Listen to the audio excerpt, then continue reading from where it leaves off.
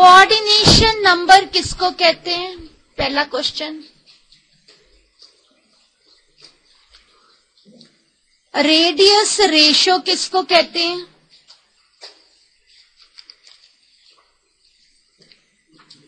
Coordination number और radius ratio का आपस में क्या रिलेशनशिप है? रेडियस रेशो कहते किसको है? रेडियस रेशो के रूल्स क्या हैं? सबको पता है व्हाट इज कोऑर्डिनेशन नंबर। ये एक एटम है, ये साइमल्टेनियसली कितने एटम्स को टच कर रहा है, that is known as its coordination number. हम लोगों ने कोऑर्डिनेशन नंबर HCC में करा, हम लोगों ने कोऑर्डिनेशन नंबर CCP में करा, हम लोगों ने coordination number we have done even in case of just now SCC का 3 डायमेंशनल 6, टेट्राहेड्रल वॉइड का coordination number is 4, octahedral void का कोऑर्डिनेशन नंबर इज 6।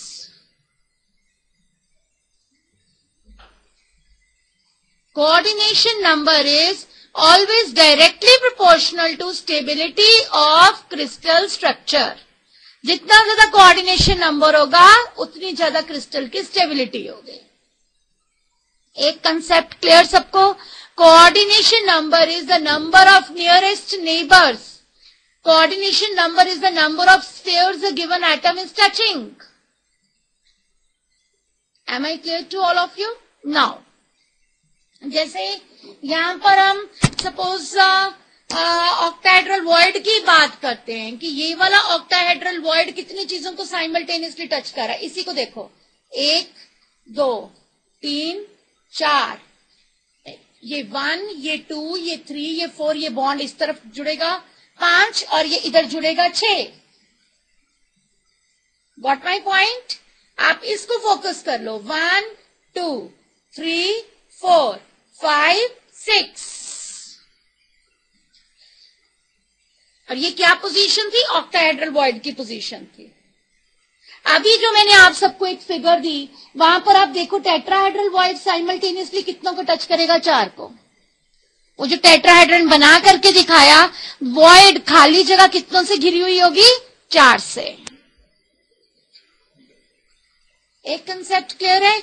ये जिस तरीके से एक कंसेप्ट और एक फंडा ये था, जितनी ज्यादा पैकिंग एफिशिएंसी होती है सिस्टम उतना ज्यादा स्टेबल होता है। उसी तरीके से एक रूल है, जितना ज्यादा कोऑर्डिनेशन नंबर होता है सिस्टम उतना ज्यादा स्टेबल होता है। ऑब्वियसली जब कोई चीज ज्यादा चीजों से, अब जैसे हमें पता लग गया कि ma'am CCP is more stable than SCC. ये क्या अरेंजमेंट था? If third layer is placed in octahedral voids, ये क्या अरेंजमेंट था? 1 2 3 4 5 6, इन्हीं के ऊपर ऊपर, इसके ऊपर, और फिर ये क्या था? इसी के ऊपर। समझ आई मेरी बात सबको?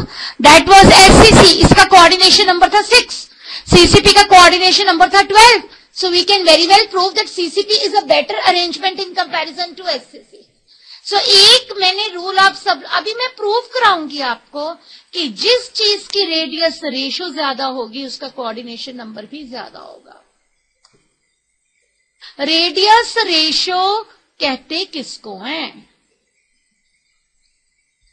Radius ratio is ratio of the radius of cation to radius of an ion.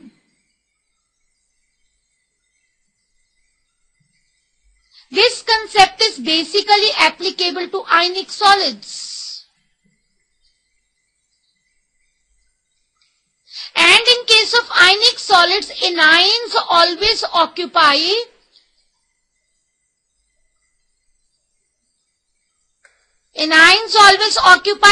lattice points and cations always occupy voids.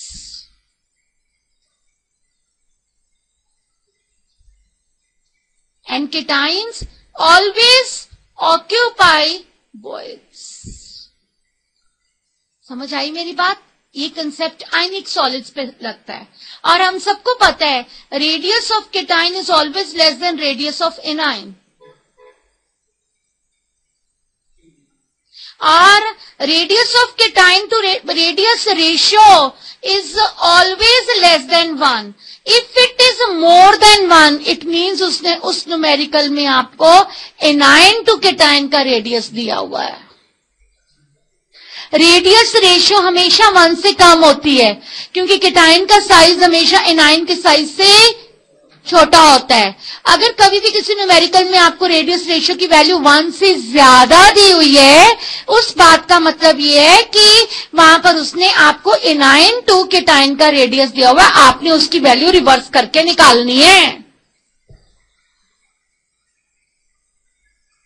मैंने अभी सिर्फ इस सवाल का जवाब दिया, रेडियस रेशियो किसको कहते हैं।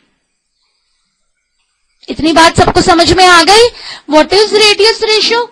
Radius ratio is ratio of cation to anion. मैं आपसे वैसे पूछना चाहती हूं, आपने रेडियस रेशियो को इंक्रीज करना हो, क्या क्या फैक्टर्स हो सकते हैं?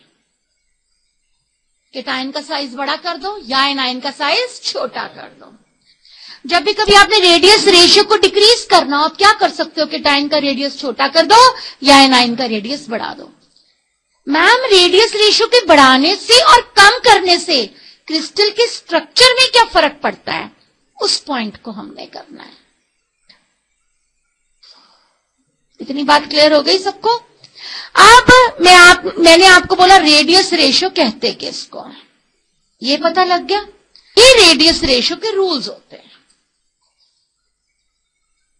अगर केटाइन टू एनाइन की मीन्स केटाइन का मिनिमम रेडियस इतना चाहिए, केटाइन और एनाइन का रेशियो का रेडियस मिनिमम इतना चाहिए और मैक्सिमम इतना चाहिए।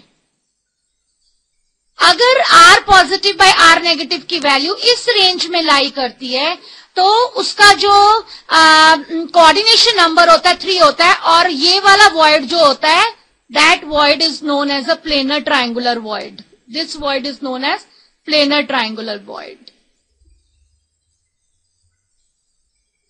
अगर रेडियस रेशियो की वैल्यू इतनी रेंज में लाई करेगी तो केटाइन हमेशा प्लेनर ट्रायंगुलर वॉइड को ऑक्यूपाई करेगा, और उस सिस्टम का कोऑर्डिनेशन नंबर 3 होता है। जब भी कभी रेडियस रेशियो की मिनिमम वैल्यू ये और मैक्सिमम ये मीन्स इस रेंज में वो चीज लाई करती है, if it lies with in this range then it will always be occupying the tetrahedral void and its coordination number is always 4.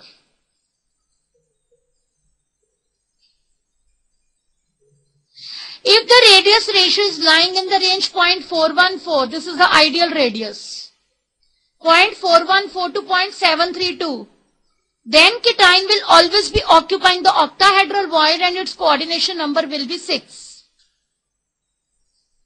Whenever the radius ratio will be lying in between 0.732 to 1, cation will always be occupying the cubic void, which I just now told you, which is formed at the body center. SCC का जो body BCC के arrangement में जो होता है ना, body centred cubic arrangement, that void is known as cubic void and its coordination number is 8. ये scientist के डिटरमिन्ड फैक्ट है। हमें पता है सबसे छोटा साइज इसका है, उसके बाद टेट्राहेड्रल वॉइड का radius is 0.2 to 5 times radius of atom, radius of octahedral void is 0.414 times radius of atom, cubic void is 0.732 times radius of atom. This concept of radius ratio is basically applicable to ionic compounds. We are talking about ionic compounds. और ionic compounds में किस चीज को ध्यान में रखने वाली बात होती है? Anions always occupy lattice sites. Lattice sites कौन सी होती थी? कोने, फेस का सेंटर या बॉडी का centre basically. Cations always occupy voids. Voids कितने तरीके के होते हैं? हमने 2 तरीके के करे, पर होते 4 तरीके के। एक होते हैं ट्रायंगुलर, एक होते हैं टेट्राहेड्रल, एक होते हैं ऑक्टाहेड्रल और एक होते हैं क्यूबिक वॉइड्स।